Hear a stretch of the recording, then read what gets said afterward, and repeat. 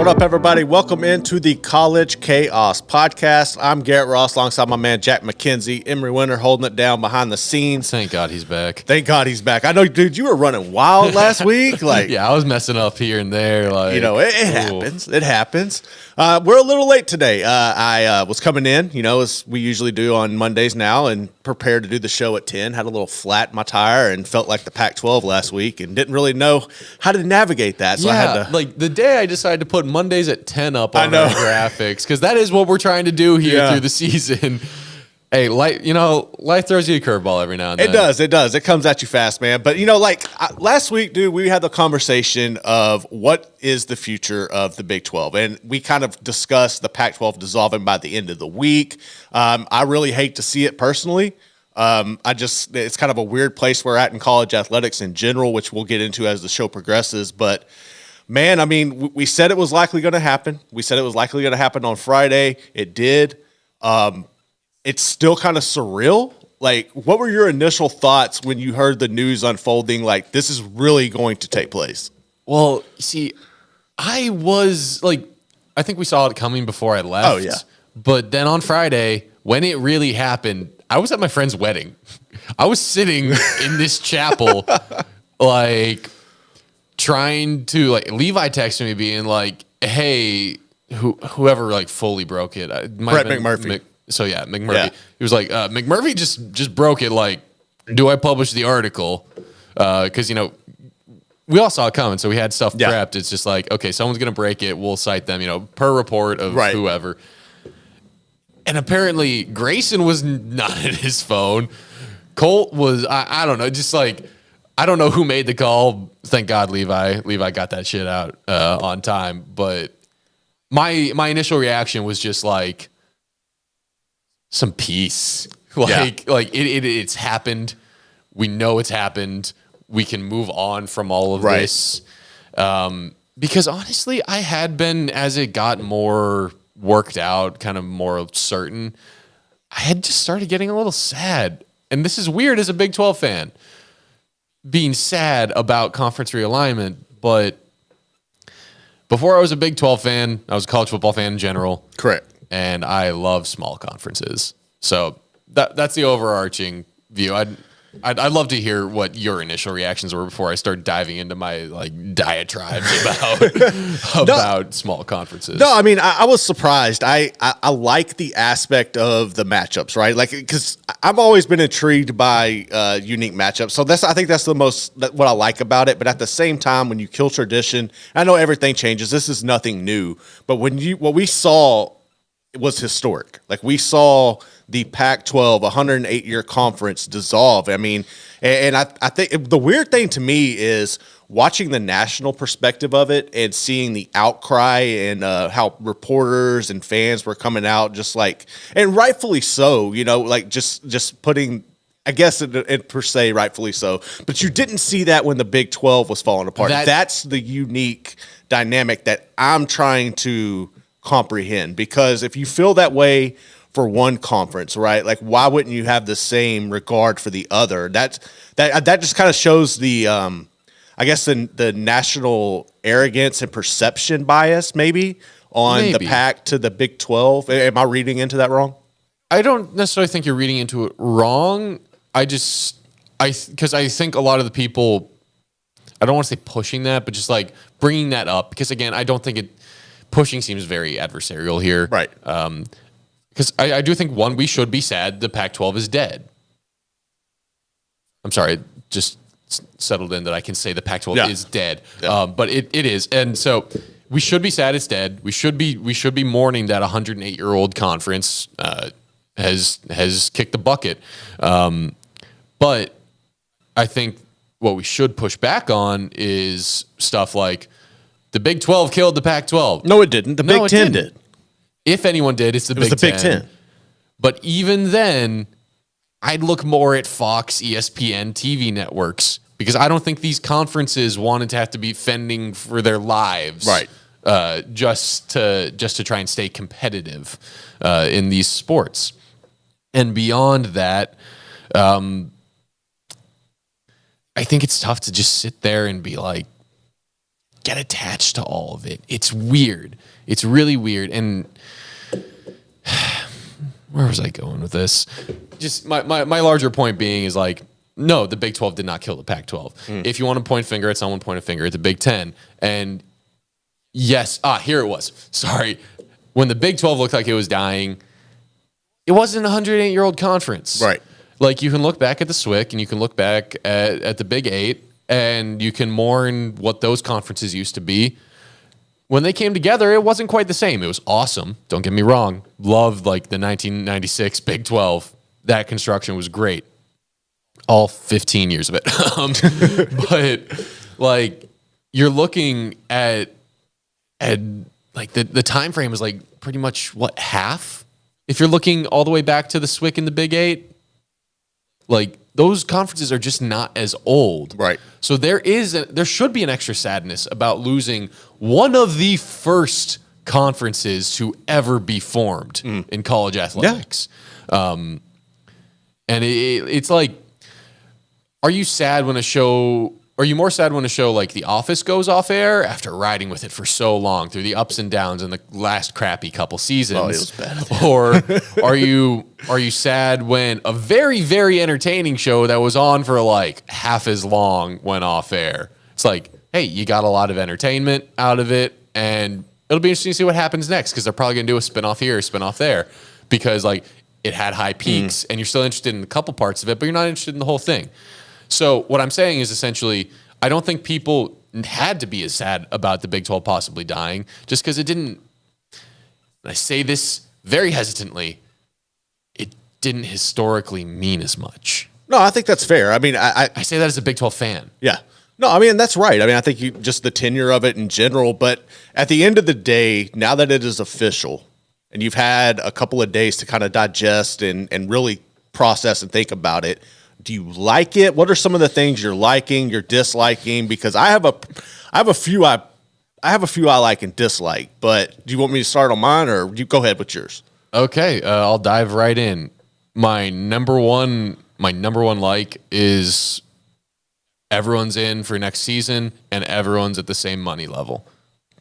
That's my number one like. It just it doesn't get much more simple than that. I know I'm a little confused about the way McMurphy worded on 365 Sports, saying everyone will get paid the same starting in 2025. I don't know if that means, hey, well, you're getting the payout for the 24-25 academic, like, athletic year in 25. That's why he said 25. Right. Or if there's some weird math going on in the first year of no conference involvement. I just know that because Fox was not contractually obligated for pro rata, even up to 14, let alone 16, because I believe it was just a verbal agreement for 14. Right. They'll get that money from somewhere. I don't know if it's the exit fees of Texas and OU or whatnot, but I'm just glad everyone's at the same number, and there shouldn't be any rumblings with that. Yeah. My number one dislike is, this one's tough to pick, because there are a few interesting ones that I want to bring up, but I think my number one is just conferences getting bigger. I'm not a fan of it. I love 10-team conferences, play everyone once in football, play everyone twice in basketball, cut and dry, very competitive. Like, you know who the winners are, you know who they should be. Right. When you get up to 16, you start being like, hey, I can technically dodge the 5 other best teams in the conference. Yeah. Still go undefeated and be like, hey, screw you.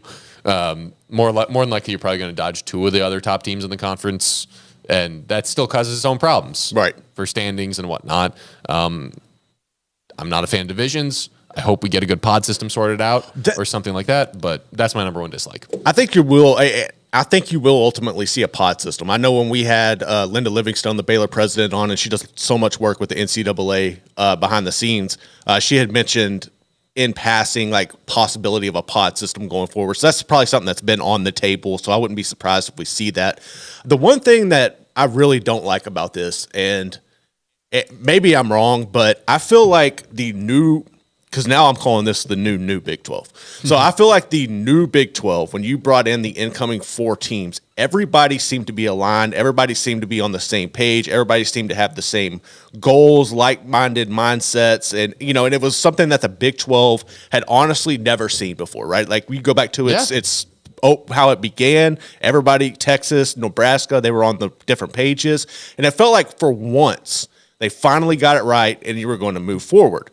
And you immediately add these new teams, the other 4 coming in, and you start hearing rumblings. Like, we always knew Arizona and Colorado were the most intrigued and the teams that would jump the first, right? Like, they were going to be the ones who look forward to the future in the Big 12. I don't think we're concerned about that. I think we can chalk up 14, still seem like they're on the same page. Right. Do you want to include Utah in that? Well, so here's the deal. So this is what's tricky, because I haven't like read a lot from Utah people per se, but I feel like most of the negativity coming out of the Utah camp was from the fans, right? Like, I feel like the administration, the coaching staff, everybody, they understand the situation and are more willing to adapt to the Big 12 and life in the Big 12. They might be sadder possibly than anyone to leave the Pac-12, but I don't think yes. So, like, I don't think, and I'm saying that from the administration point of view, just like even with the academics, right. I think they might be sadder to leave than anyone,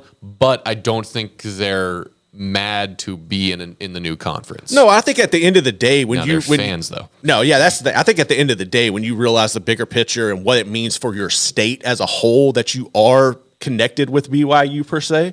I mean, while there's going to be dividing lines, and we can get into that later, I think that's something that as a whole will benefit the state of Utah and its sports in general. Now, what I didn't see coming, and I was kind of really disappointed, was the mindset coming out of Arizona State.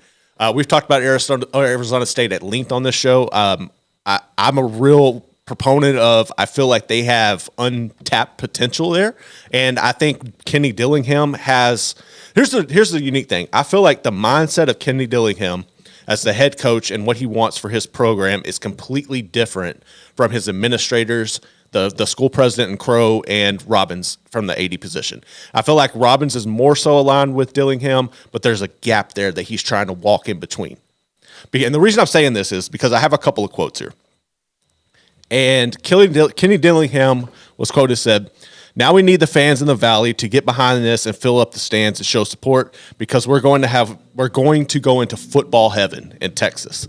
He said, if we're not ready and they're not ready, we're going to be in for a rude awakening. So he understands this, right?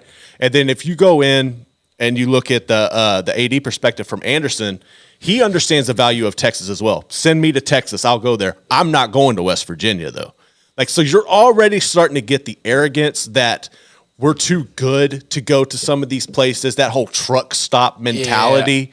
Yeah, and I do not like that. I saw something on Twitter. I couldn't get this verified because I saw it this morning, but I saw something that it was kind of like in response to, I think it was the president of the university cracking a joke about having to open up like an Eastern office of the Arizona State Athletic Department. In which case, I think a joke of like, okay, well, you're not going to station me out there. Something along those lines, like I'm not going to Morgantown. Yeah. I don't think that's a bad response in a joking way. But either way, there's someone at Arizona State who is cracking at best bad jokes about not wanting to go near a part of the conference. Right. And that's kind of, see, and that goes back to, this is what you had in the first place, right? Like, I'm not saying it's on the same level as what you saw from Texas and Oklahoma, more so Texas. I think Texas did a better job of crapping on the conference than Oklahoma ever did. Yeah, I agree but with this that. is a level of conceited arrogance that I don't think, like, you just had everything on the same page, and that's like a poison apple in the well. That's how I'm maybe it's because I just like don't want it to be true that I'm trying to like downplay it, but I don't want to go out to Morgantown like if I'm anyone, but that's for fear of playing in Morgantown. That's not because I think it's a crappy town with bad people or anything like that. I want to go out there because I think it's beautiful out there, and like I want that experience. I think it'd be fun. But I can see like just purely from like an athletic success standpoint, you're just like, that's a scary place to play and a long trip. In both of the two major sports. So that's my attempt to downplay it. But yeah, I'm now nervous about Arizona State coming in and being annoying, being uppity, being something that we don't have. The beauty is their basketball doesn't give them a leg to stand on for that. No. Their football is not there yet. Dillingham has to drag them there, I guess. to being able to turn up their noses. And even then, I don't think he will unless everything goes perfectly. I know we both like to say they're a sleeping giant. Yeah. But it's a tough conference to be in if you're a sleeping giant. No, it is. But I think he also, and he kind of, acknowledged Dillingham. I'm talking about acknowledged that he's already kind of shifted how he recruits and has started. He said he kind of saw this on the horizon, has started trying to shift his philosophy. So I think once they can get tapped into, and that's going to be the crazy thing because we've seen the recruiting in Texas, like we know how important that is, but you have so many people coming in now. That's going to be one thing I really like to keep a focus on as the new Big 12 progresses. Yeah, recruiting will be very interesting. I think Texas is just, it's the battleground for the nation. Absolutely. And I think it's only going to become more so. It will be interesting to see what kind of grip on the state the conference as a whole can develop. Yeah. Because you're always going to see the SEC come in and take a lot of the best players. I mean, the two, and people might come from my head when I say this, but I think it's undeniable fact, the two biggest programs in the state are in A&M the and SEC. Texas. Yeah, absolutely. So might put it in the third because Oklahoma's pretty much Texas North. They are not in this goddamn state. Don't come at me with that bullshit. Emory, they Texas North? Okie. They Texas North? I mean, they got a heavy presence down here. They I'm not Texas denying North. their presence, They Texas North. but they are not a goddamn school in this state. They Texas North. Oh my God. Anyway, it will be very interesting to see because of success in playoff accessibility, which is something all three of those programs, I will put money on. There will not be a time in the first 5 years. All three of those programs will not be in the same playoff before 2030. I guarantee it. I guarantee it right now. I put my mortgage on it. I put my livelihood on those three programs are not all in the college football playoff in the same year until after 2030. I can see that. That's one I would not want to take. Yeah. Because I just do not trust three A&M teams in the at all. 12-team playoff. Yeah. But like I said, I think it's fair, which means I think we should be seeing at least one Big 12 Texas school in the playoff every year if it's at 12 teams. Oh, absolutely. I think you should. I honestly think there's no excuse for the four schools. Tech, TCU, Baylor, and Houston. I just think there's no excuse if one of them's not making the playoff every year. I think you should. Yeah, you should One definitely at least Any have one of them. So when I'm looking at that to me that starts saying hey, if there's 2 or 3 Texas schools in the playoff every year, the Big 12 should be getting a solid share of high 3-star, 4-star recruits out of this state. The Big 12 should be able, and that's just the Texas schools of the Big 12. The other Big 12 schools will also be recruiting Texas. All this goes to say, I think that the Big 12 can develop a nice shared grip with the SEC of Texas. We'll see. I mean, I think it will help. It's going to be majority SEC. I am not under any crazy notions here, but you know. No, I know what you're saying. And so I do like the direction recruiting is going in. One thing I would like to put to you as a question, though, is the balance of the conference geographically. Okay. We've got a nice group of 5 teams in the West. Now, it feels fairly contiguous up until you hit the Eastern teams. You only have 3 of them. It's not nice for, when I think of pods, I usually think of 4. Right. When I think, we've got a 16-team conference, I'm like 4 groups of 4. Boom, perfect. Except you got 5 mountain teams, 8 central teams from your classic Big 12, and then you've got 3 Eastern teams. It's a little unbalanced. What do you think of that? I mean, I get it. I would think so. If we're talking about from a pod scenario, how you would Not navigate with pods, the East. Not necessarily a pod scenario, just everything.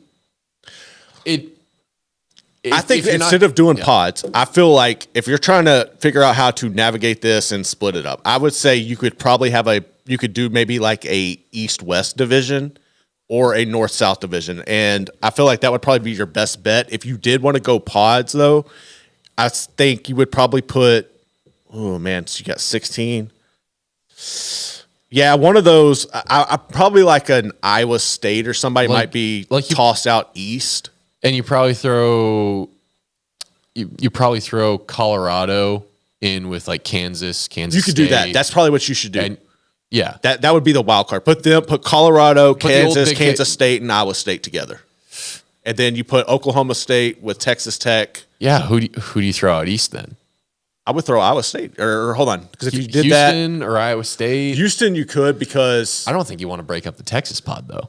No, but where do you put Oklahoma no, State? because if you did that though, then you're having essentially just an American. Yeah, like that makes no damn sense. Yeah. Yeah, so I don't know. That's an intriguing thing. I'd have to put some more thought into that. So, like, I put that down as a dislike in the end because, like, it raises questions for me about scheduling and conference balance. The only other couple ones I have listed, we will get into this much more probably in our last segment with the college football playoffs. So I'm going to jump to my second one. Real quick before I mention that at the end of the break, right before the break. But security. I think the Big 12 is pretty secure now for a while. I think the only thing coming down the pipe is a battle between the Big 12 and the ACC. And I view that more as actually like an on-the-field success battle for the next few years before FSU will make their noise. I don't know what will come of that. But the Big 12 is still secure as that noise happens. If anything, that helps the Big 12 become more secure as the third.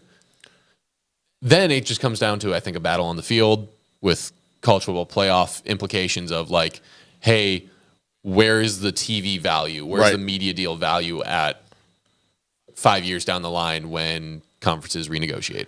I think they're definitely, and this will be good as we tie this in, because I'll do further explanation on this in the final segment. But I think through 2031, yes, right now it is stable. The Big 12 has nothing to worry about. It's definitely going to, the whole landscape is going to massively shift, and we'll get into that in the final segment. But I feel like the Big 12 teams who are here now need to find a way to have as much or more success than Florida State and Clemson going forward. Because you can have strength and security in your conference. At the end of the day, if you don't have regular representation further up in like championships or the Final Four of the college football playoff, it's not going to matter. And you got to be able to do that consistently, because if you don't, you're adding more fuel to the fire for Florida State and Clemson to shoot their shot and talk shit and put you in a place. You got to handle it on the field to make sure it matches. And that way, when the new negotiations and everything come up, you have more of a leg to stand on as we go into the new world of college football. I'm with you there, and I cannot wait to dive deeper into that in that last segment. My only other thing is kind of along those lines, but I would rather do it here and now in this segment because we're really focusing on the Big 12. Is it worse to have no top dogs in a 16-team conference than have no real top dogs in a 12-team conference? Say that again. Is it worse to have no top dogs in a 16-team conference than a 12? Yeah, than a 12. I say yes. Yes. Yeah. I say because of the scheduling issues of even with 9 conference game slates, like you still could be dodging other top teams. All of a sudden, you're causing issues where your 2 best teams might not be in the conference championship game against each other. And I am usually not about like, oh, it has to be the best. Right. I like having wackiness, but that's usually because it's a tournament and you get all most of the deserving teams in. The teams that truly have a shot to win, you get them into the games that can let them win the championship. But in a 1 versus 2 championship game, what if 1 and 2 aren't really the first and second best teams in the conference? I think it's that much more likely to happen in a 16-team league than a 12-team league. And that can carry over into playoff qualification. Well, I mean, I think you see that a lot in the SEC. I mean, we see all the time where that's the problem. Not necessarily, the division part of it. So I think that's something that you've had to navigate before. But that kind of goes back to what I was just saying. Like the Big 12 has to find a couple of people to emerge as top dogs, and I think that's probably why. If you're Utah, you feel confident with what you were able to accomplish in the Pac-12, and you think, well, maybe we can just have a seamless transition to the Big 12. It's going to be a little different. I think that you're going to have more of a learning curve there, but I think they feel confident that they could come in and do that. I feel like, I mean, TCU, what they were able to do last year, you're able to build on that, your proximity and the Metroplex. And I really think going back to the transfer portal, you're going to see TCU and Houston, Central Florida really build on that. So I feel like keeping an eye on UCF and some of those teams who are already riding the momentum, you have the potential to have people emerge as top contenders more so than you did in just a 12 team. But at the same time, you've got to prove it. And I think that goes back to we need to see a couple of these teams consistently make long runs into the college football playoff and contend for championships. And they've got to win these big games. Like, I'm really intrigued with these matchups that we're seeing this year where what's going to be new Big 12 teams facing off. Like, who's going to really, like, realize the significance of that and step up? Because you need some of these current Big 12 teams. You need Baylor to beat Utah. You need, TCU to handle Colorado in them. And I think that's going to be really important. I'm not worried about that one. No, I know, but you know what I'm saying? Like, at the end of the day, you need these current Big 12 teams to kind of, like, own it this year in these non-con matchups. And I think you will see a couple of these teams, and it probably wouldn't be surprised if it's one or two of the newer ones coming in, emerge as top dogs. Yeah. I see what you're getting at, and I fully agree. Like, at a certain point, a lot of this stuff will just have to get settled on the field. Absolutely. Which I think we all it's gonna appreciate that, and we'll enjoy it much more than this off the field drama.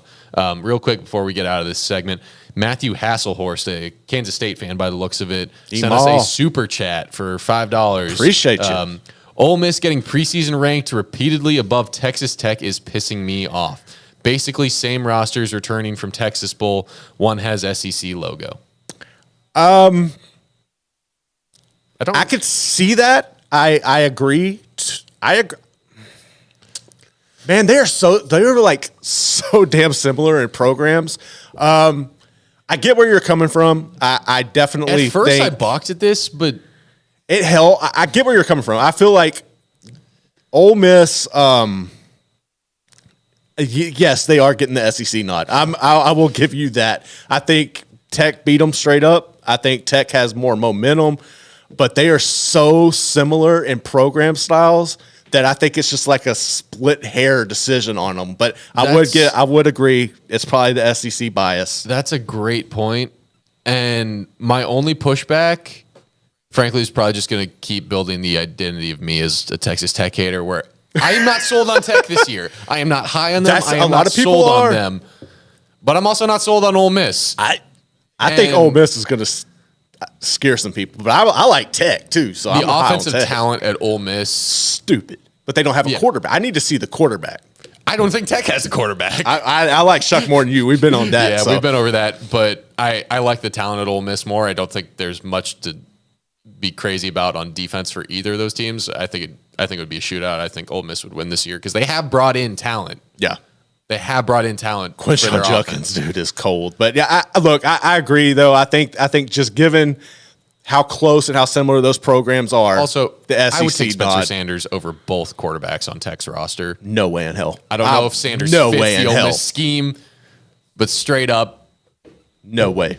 But I'll agree with him. They are getting the SEC bias. Yes, I will not argue with getting an SEC bump here. Anyway, Garrett, you want to give us a nice little bow on this? Yeah, so that's going to do it right now. We're going to come back and we're going to jump into some of these rivalries. Maybe one's forming between a desert school and West Virginia. We'll see. That's coming up next here on the College Chaos Podcast.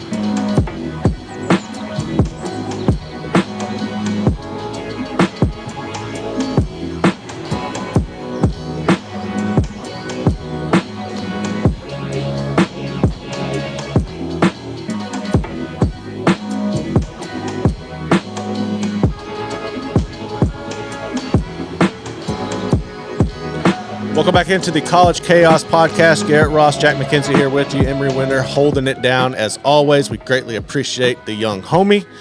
And Jack, let's talk about some of these rivalries in this new look Big 12. Oh man, I'm excited. I think when I was looking at this, so I was thinking on Friday when everything kind of officially, was settled and the dust cleared.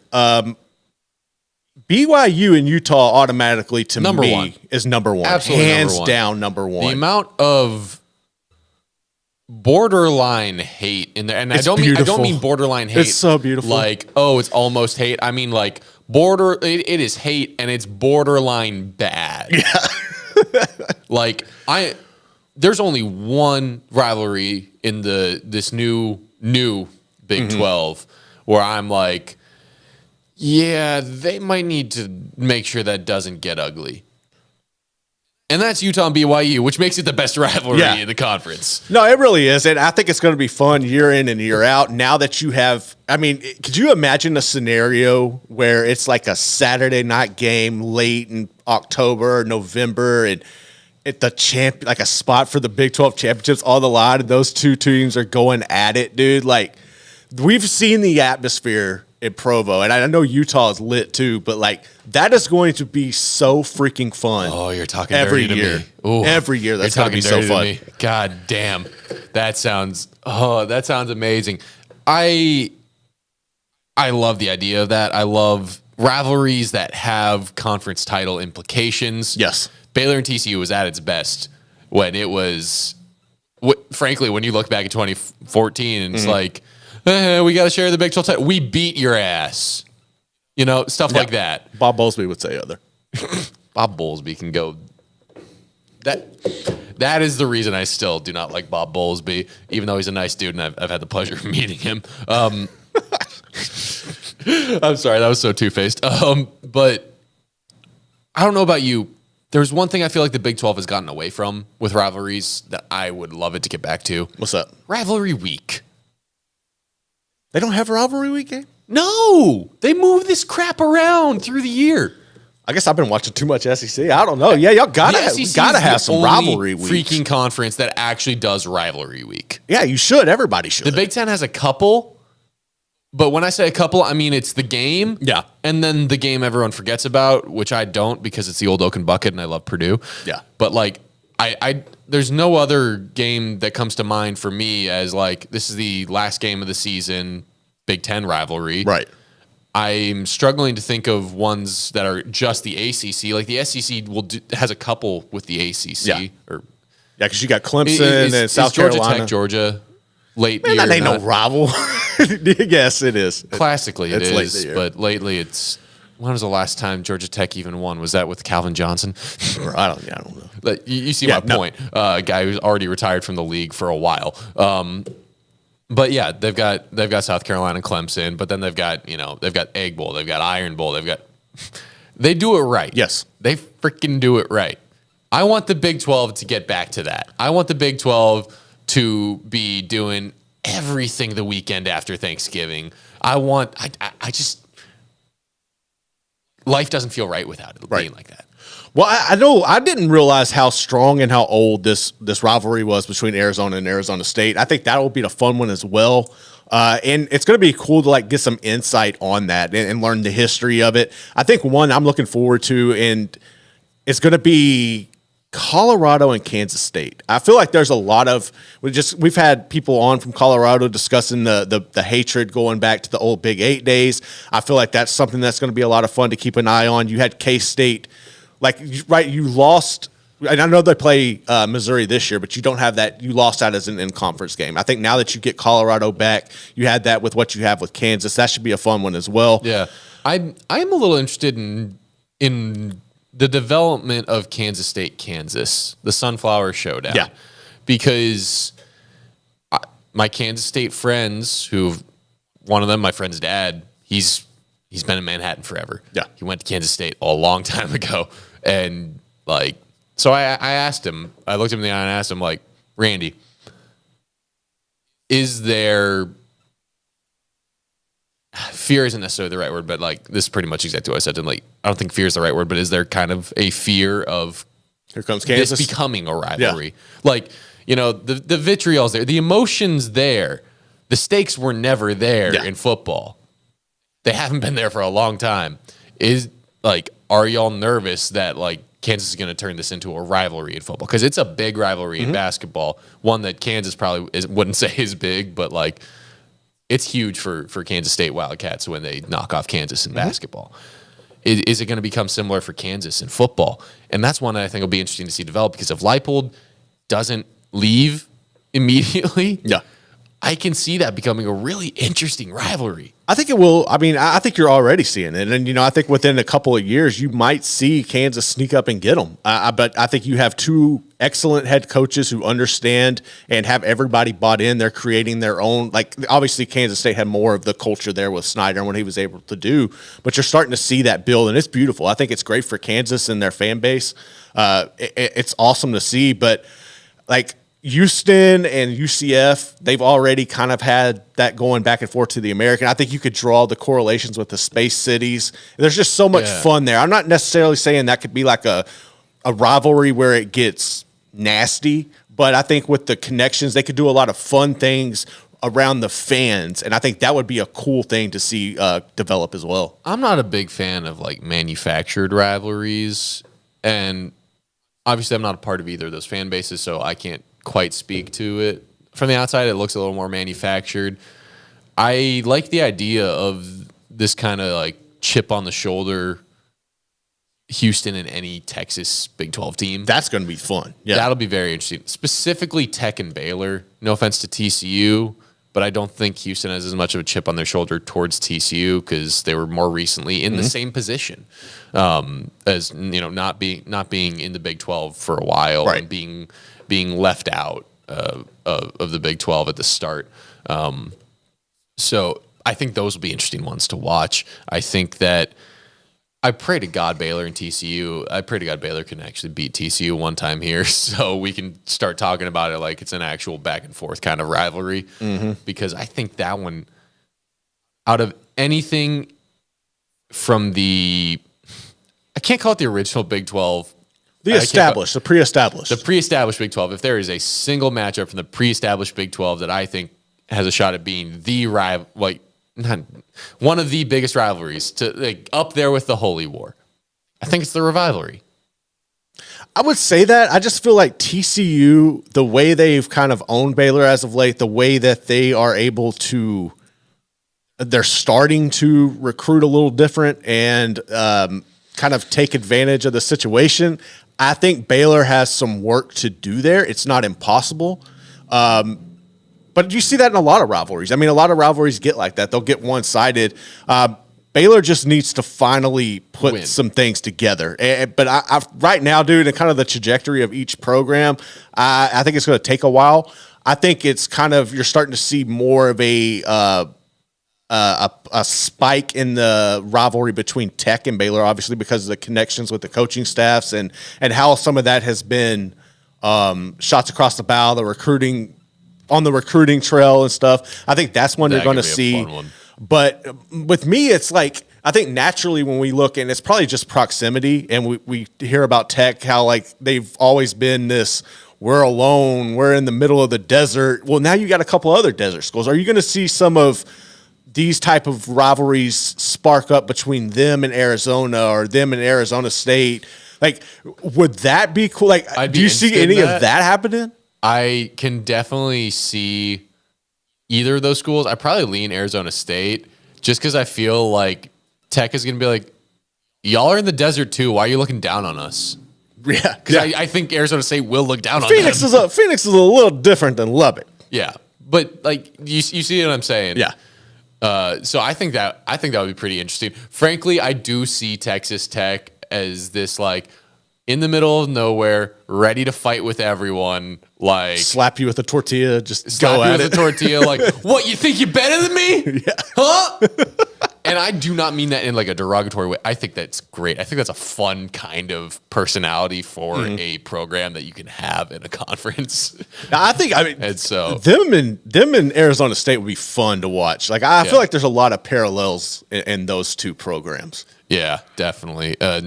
kind of looking at those two programs, Arizona State and Arizona, from what I've gleaned from Twitter and from fans and a little from the chat room even, that's a rivalry that's cooled off a little, but historically there is some real heat there. Mm-hmm. I believe it's one of the oldest rivalries out there. It is.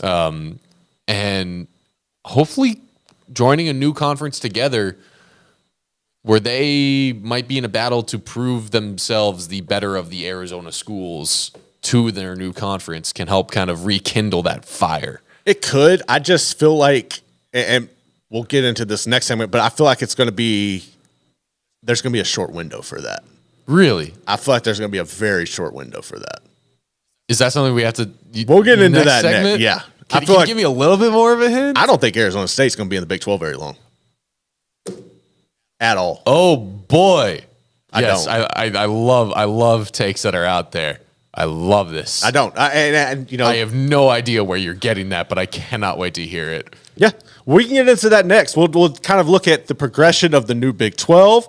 We'll see how the landscape of college football is changing and what the future is going to be here on the College Chaos Podcast.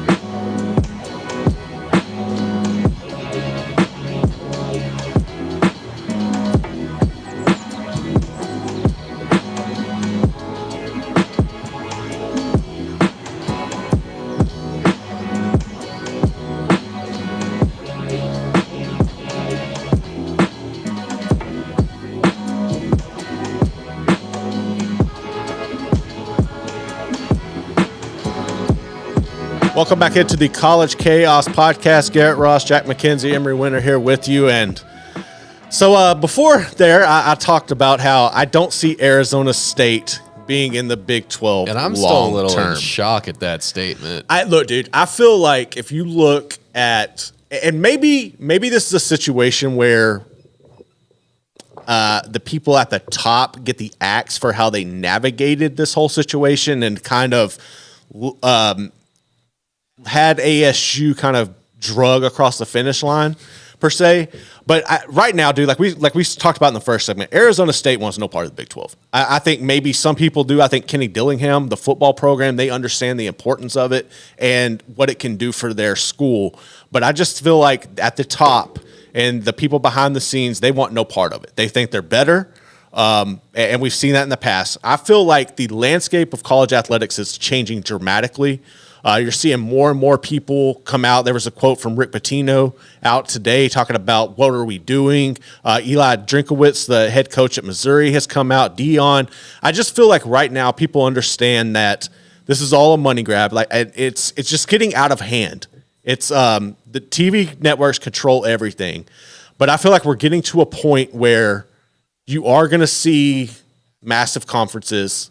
Maybe not necessarily like the NFC, AFC, just Big Ten, big SEC, but there's going to be a point where when the new TV deals come up, I feel like if Arizona State could figure out a way, like I don't know if this is necessarily the end of the Pac-12. I feel like they could find a way to go back out there and maybe you get some of these, maybe the Big Ten says, Fox comes to the Big Ten and says, you know what? We're not getting the numbers we like on Minnesota versus whoever. Like, is there no way you see Arizona State leaving in another Pac-12, like come from the Phoenix, like the dust of a Phoenix? My number one problem with this idea is not that I don't think like there will be more movement. There will be more attempts at consolidation. There will be attempts at a super league.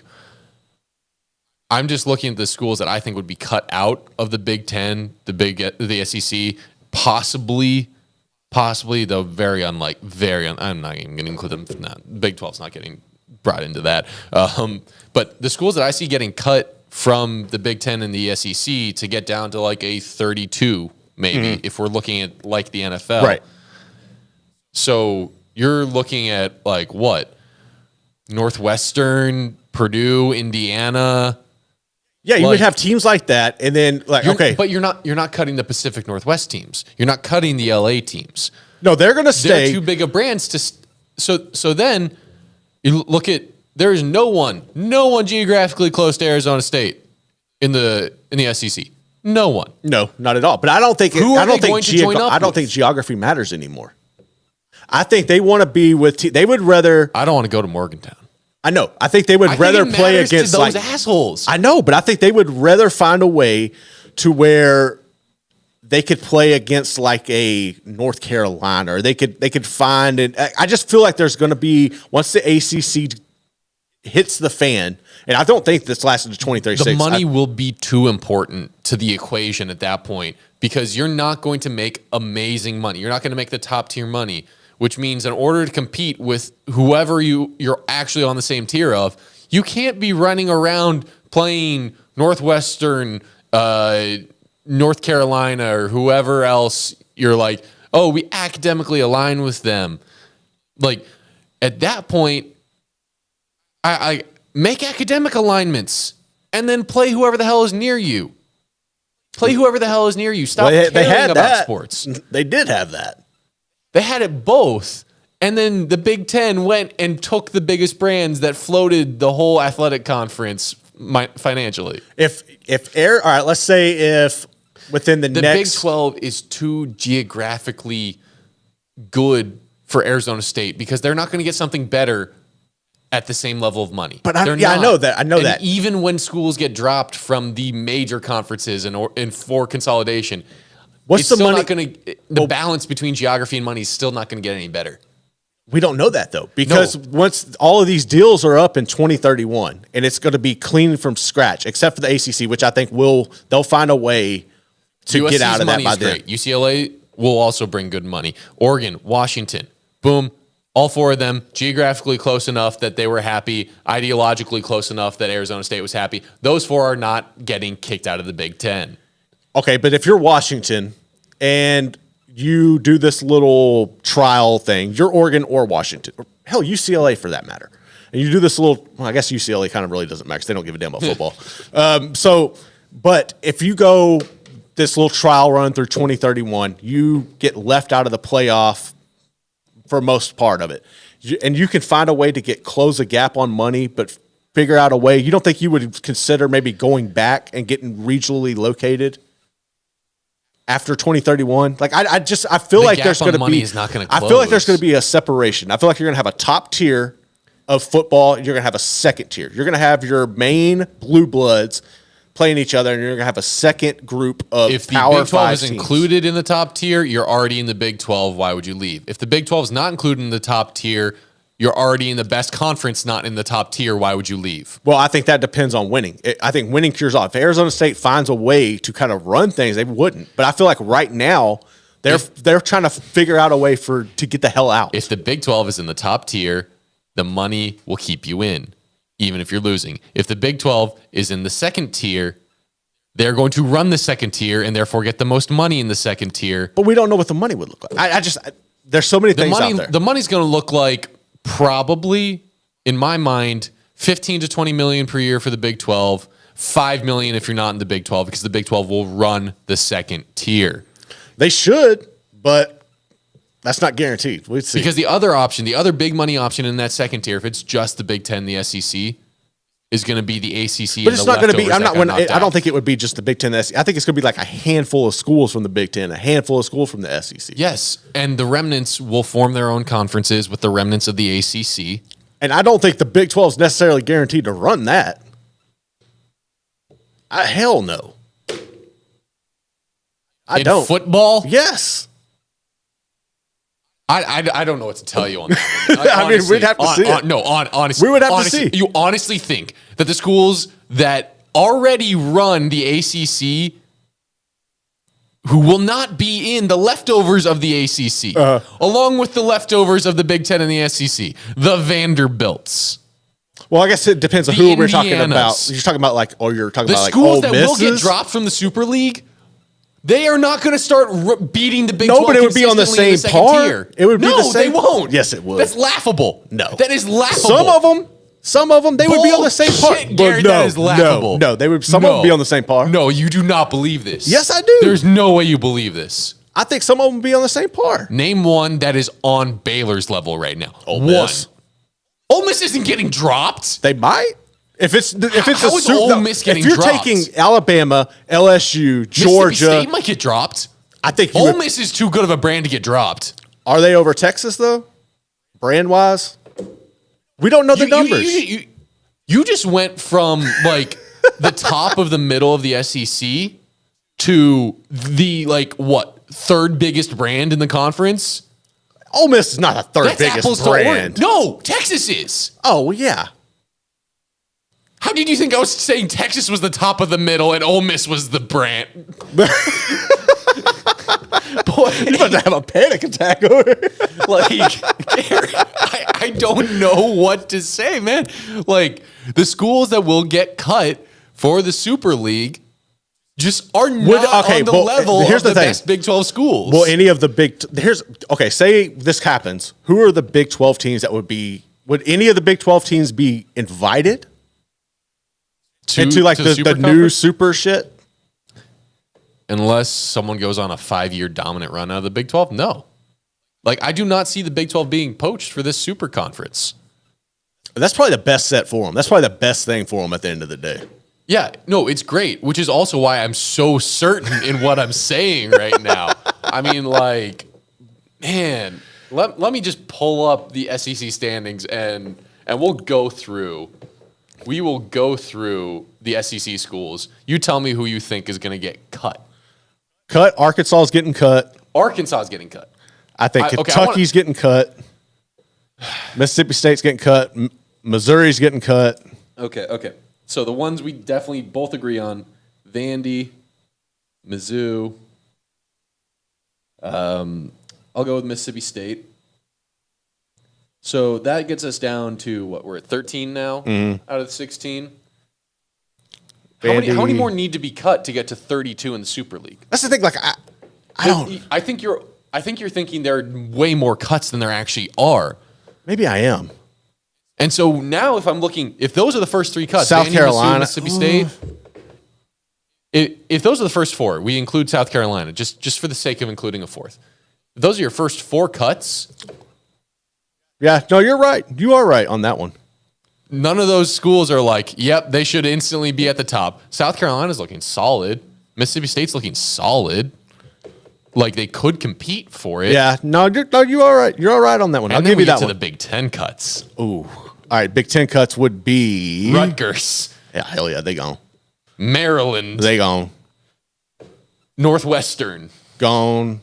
Purdue gone. Indiana first. That's some bias there, dog. Bias. Purdue's been clearly better at football. No, I know. I was giving that. Yeah, but like you Minnesota, you start seeing what I'm saying. But I think it would be fun as hell, honestly, if you split it up like that. It would be. Look, it'd be very interested to see what the ACC leftovers are and how that amalgamates into a conference. But again, I'm left here saying there is nowhere better for Arizona State to go. There might not be, but I just feel like there's a point where we see it all the time where what's best might not align with the people in charge. And then at the end of the day, what happens? And I feel like Arizona State's on the fringe of trying to find a way. Maybe it's one of those things that will get better over time. You're just butthurt right now at the top. And if you cut, like, winning success cures all. So maybe that's what it is. I just feel like if they see an opportunity to exit in any fashion right now, they would. That's where I'm at with that. They wouldn't, and it wouldn't benefit them. I think it would be to their detriment. But then they wouldn't have come. I know they didn't want to, though. That was the thing, and it sucks. But like, you have to want to come on some level to come, even if it's just for the money. That's what she said. I was really hoping you wouldn't. I can't blame you that you did, but I was really hoping you wouldn't. But yeah, so there's plenty more to talk about here. We've spent this whole time talking about this, but it's been a fun one. Let's tackle the next thing with the Big 12. Let's stay on that because we might push the ACC and college football playoff stuff to another episode. The Big 12, the Big 18. We've heard that Brett Yormark is probably going to get the go-ahead to explore future options. Probably not move on them, but explore future options. Now, my first question is instantly, are we talking basketball only? Are we talking football? Are we talking everything? I think it's basketball only. Like, just from the smoke that's been out there, right? And this was the only way in hell UConn made any sense. Any freaking sense. Basketball only with them and Gonzaga. And this is one of those things where we talked about last week. Like, Gonzaga has just been tossed to the wayside. Like, nobody has been speaking about them. And then now it's just like, okay, well, I think Jason Shear was the first person I saw put it out where there were negotiations where they could possibly bring both of them on as basketball programs. I think that would be great. My only problem is, like, what is the ultimate end game here? Like, what is the cap? Like, are you thinking 20? And how is this really benefiting? Like, I couldn't imagine being one of like a baseball player at one of these schools or but why would I want to go to a school where I'm going to have to travel across the nation most of my time being there eating freaking something from a stand in the airport and hoping I get that's just stupid. It's really weird. And like, I can see one scenario where we're not just looking at basketball. We're looking at Yormark is given the go-ahead to kind of prepare the conference for the next wave. The push to what some people see as an inevitability, I see as a very distinct possibility of 3 24-team super conferences that the Big 12 finds its way in because the ACC gets picked apart. And then like our $2 super chat from John Marzullo, Pitt guy who wouldn't mind seeing Pitt in the Big 12. They should. Them and Louisville. Bring them. Exactly. They're better fits. I would love those two. I think you could get a great kind of like northeastern pod. Yeah. But like, essentially, are we saying is Yormark getting the go-ahead from the Big 12 to explore basketball only, to explore Gonzaga and UConn, to explore random other options, to explore San Diego State, Memphis, any of that? I would not touch or is that. he getting the go-ahead to like get a really early jump on, okay, ACC falls apart, what's our pecking order? And once they get picked off, who are we left with? So we know, like, basically, is he prepping his draft board? Absolutely. Is that the okay? I think I think that's probably been going on. There's no telling what kind of contingency plans they have drawn up for every one of those scenarios because the way I wouldn't be surprised if people behind the scenes were working on it in Absolutely. some like very low-key way. But I do think a guy like Yormark has to get the okay from the current members to truly start seriously looking at like making his draft board, which I honestly think is a great analogy. Like, No, I think that's something where he probably already has. I feel like there's people on board who have already looked at that. I just would be hesitant because when do you like? Okay, say if you go ahead and you grab Gonzaga and you grab UConn and you add them right now, and then in 2 years, Florida State finds a way to get out. Clemson follows. The ACC falls apart. Like, do you got to make sure you have enough to pick up? Like, I feel like you got to be careful there. I would hate to grab them as basketball only, and then miss out on a Pitt and a Louisville as whole programs. I think that's you. I think that's me. I think that's every freaking Big 12 fan. I think that's anyone who puts football at least level with basketball, I think agrees with you. I certainly think that any school in the ACC that's scared of not making it to the Big 10 or the SEC also agrees with you. It's like, Big 12, please don't make a move for basketball only just yet. I truly think we need to let. We need to see how this is going to work. Yes, exactly. We need things to settle down. We need to see this new world order operate for a bit, especially because it's not just going to be. Next year's going to be crazy, man. I mean, we're going to have a 16-team Big 12. We're going to have a 12-team playoff. We're going to have Texas and OU in the SEC. We're going to have 4 new schools in the Big 10, all of them from the West Coast. Yeah. Like, holy hell.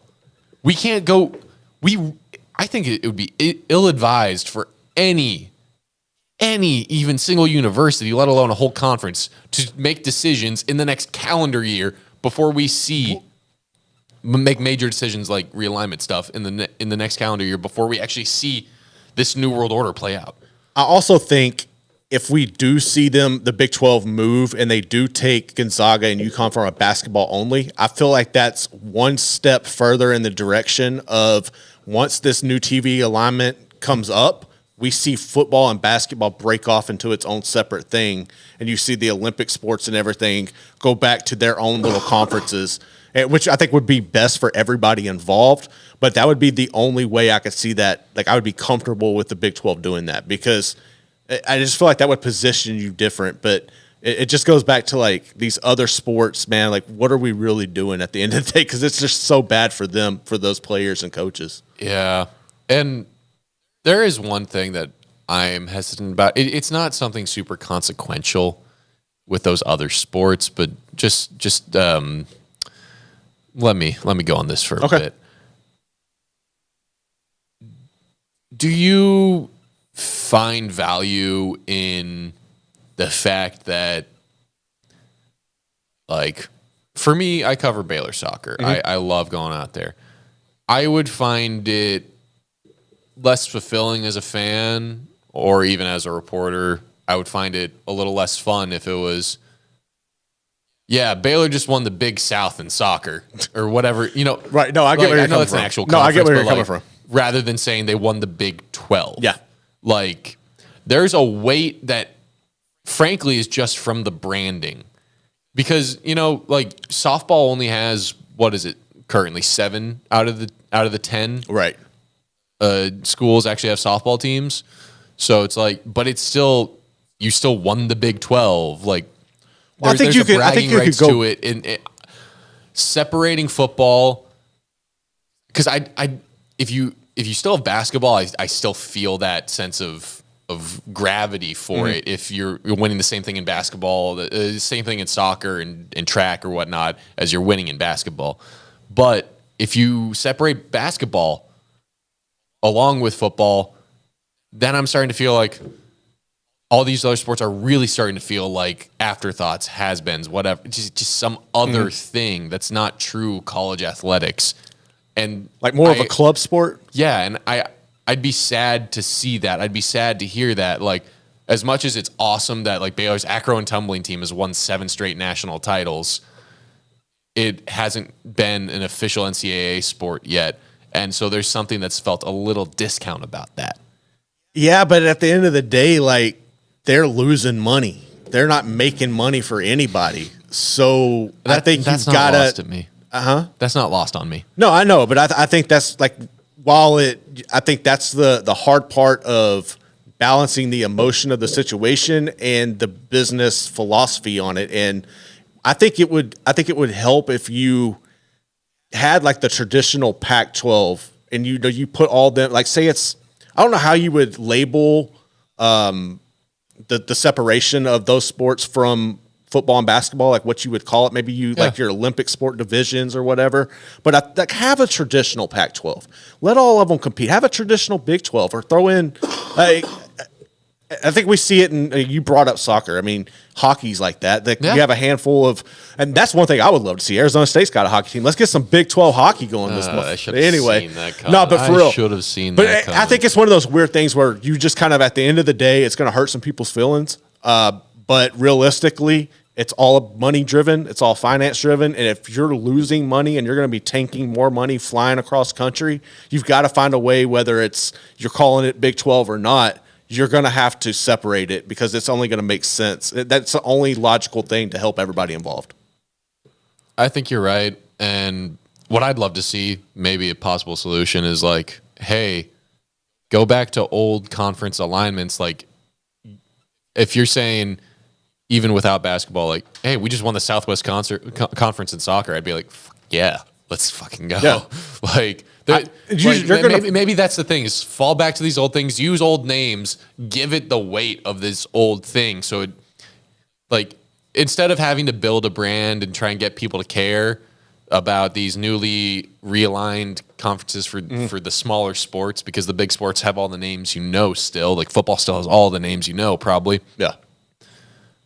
Use the old stuff. If the Pac-12 is dead, and they decide we're splitting football from everything, we're splitting basketball and football from everything, reform the Pac for those other ones. That's what I'm saying. Give them the branding. That way it feels like it has that same gravity. Absolutely. I think that would be a great way to do it. But I am nervous, just because it's new and I don't know how it would work. I am nervous that is the future, but it might be the best future. It honestly might be the best future. I think it is, honestly. For college athletics as a whole. And it'd be interesting to see. I think I'm mostly nervous with that as kind of my final note. Right. Is what does that mean for football once you separate it? What does that mean? Like, does like, I've always been scared of that opening the door to like college football no longer being like professionalized. Yeah, just actually being fully professionalized, unionized, and contracts and whatnot. It's coming. I don't want it to come. I know, but it's almost inevitable. I want players to get a certain amount of money because they're worth it. I don't want to lose stuff that's made college football great. Yep. The pageantry, the regionality, the rivalries, the passion that players have to do it, because they know they're like, it's not their livelihood and it's not going to be their livelihood, because a lot of players it's not. Yeah. So that's what scares me about that probably the most, even though there's a possible future where it actually frees college football. It lets it do everything a little bit better, and maybe they have to pay players, but they're able to do stuff in ways. They should. They're making all this damn money. But you know what I'm saying is, like, not being attached to these other sports might be able to take some baggage off to actually make some of these things that we see as possible problems, make them actually work. I don't know. There's pros and cons in every aspect of life. Exactly. Yeah. But I think that all those questions, that would take a whole nother hour to get into. An hour that we do not have. We do not. So yeah, no, we appreciate you tuning in whenever you do live, or if you go back and check us out on Spotify, Apple, YouTube, wherever. But like I said, we're still pushing for 12,000. We're up over 11.6 right now. So make sure you like and subscribe. We've got like, what, 3 weeks? You got 3 weeks. And we're getting 19 days till college football, I believe. Really freaking close. So yeah, make sure you do that. Really close to 12K. Make sure you do that. Josh Neighbors bringing the heat always on this channel. Yeah. Grayson as well. He's been stepping up. He's been doing more live shows. I don't know if there's any schedule to that, but you can always check out his episodes around 1 to 2 Central every day of the week, every weekday. And then we also have the 365 Sports main show over on 365 Sports here on YouTube every weekday, 3 to 6. They're gunning through all of it. They're hitting everything. It's super informative stuff on realignment. They've got the latest on that. As we roll into the season, we're going to be covering all the games, especially emphasizing the Big 12. We know we got a lot of you Big 12 fans in the audience for both these channels. Yep. So please keep rocking with us. And then always go over to sick'em365.com. Make sure you subscribe to that for the latest on not just Baylor athletics, but realignment and Big 12 in general. We have you covered. Recruiting, Or if you want to know how to recaps, talk shit everything. to Baylor fans in the best way. Hey, but they have that as well. Know the info. Know the info. But we appreciate you listening whenever you do. This has been the College Chaos Podcast. We out.